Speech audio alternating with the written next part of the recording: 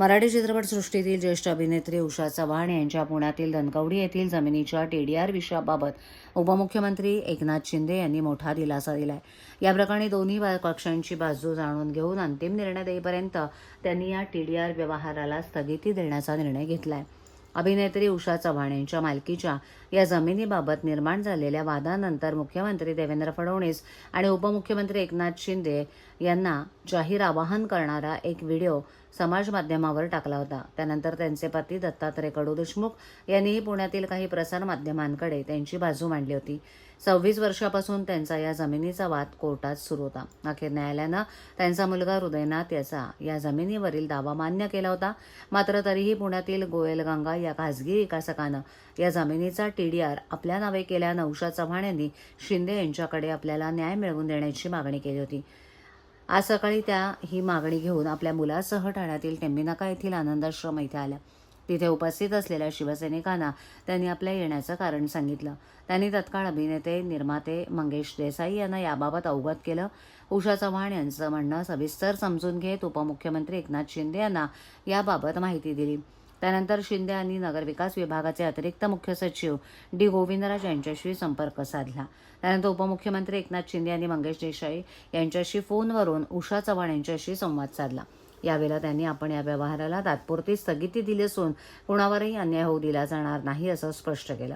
पुढील सुनावणीवेळी आपणही आपली सर्व कागदपत्र सादर करावीत, त्यावेळेला कागदपत्रांची तपासणी करून अंतिम निर्णय घेऊ असं सांगून त्यांना आश्वस्त केलं। यावेळेला उषा चव्हाण यांनीही आपल्या प्रश्नांची तात्काळ दखल घेऊन दिलासा देणारा निर्णय घेतल्याबद्दल उपमुख्यमंत्री शिंदे आणि मंगेश देसाई यांचे आभार मानले। स्वर्गीय गुरुवर्य आनंद दिघे यांचं काम आपल्याला माहिती होतं, त्यांचा वारसा आपण आणि आपले सहकारी चालवत आहात याची मला पूर्ण कल्पना आहे। आज त्यांच्याच आश्रमात आल्यावर आपण माझी तात्काळ दखल घेऊन दिलासा दिलात, त्याबद्दल धन्यवाद। तसंच आपण या विषयात लक्ष घातल्यानं आता या प्रकरणात वेग येईल आणि मला आणि माझ्या मुलाला नक्की न्याय मिळेल असा विश्वास उषाताईंनी यावेळेला व्यक्त केला।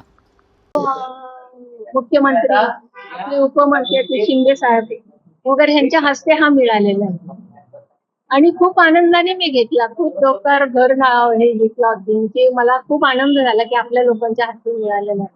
पण त्यावेळेस मी इथं नव्हते, मी परदेशी राहत होते। हा मिळाल्यानंतर आता हे जे प्रकार चाललेले तर मला असं वाटलं की जो आनंद आहे माझा तो हिरावून घेतलाय।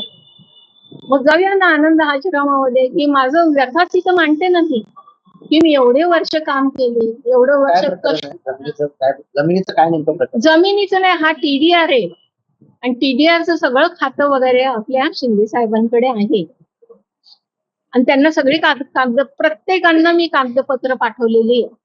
हे जे पुण्याचे कॉर्पोरेशनचे काय म्हणतात त्यांना आयुक्त, शेवटी राम आहे त्यांच्या नावात पण राम नाहीये, ते बेकायदेशीर करतात, हे सगळ्यांनी नोंद करून घ्यावी।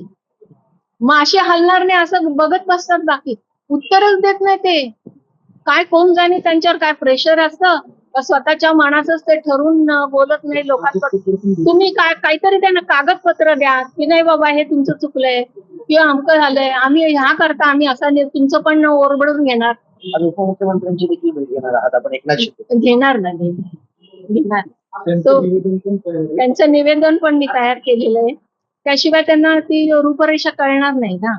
त्यांना अधिकार आहेत रद्द करायचे हे, कारण बेकायदेशीर असेल तर त्यांनी, मी सांगायला नको, मी त्यांच्यापेक्षा ती झाडकी बसली ते उपमुख्यमंत्री आहेत, सगळ्या गोष्टी त्यांच्या हातात आहे, त्यांच्या समोर मी कोणी एवढी मोठी नाही।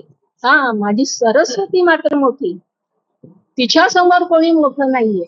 मला एवढं म्हणायचंय की तिला तो न्याय मिळाला पाहिजे, माझ्या कलेला न्याय मिळाला पाहिजे, माझ्या मुलाच्याच नावे जास्त आहे, त्याच्या कुटुंबियांना, त्यांच्याकरता तर मी एवढं कष्ट केले ना, केली त्यांच्याकरताच केली।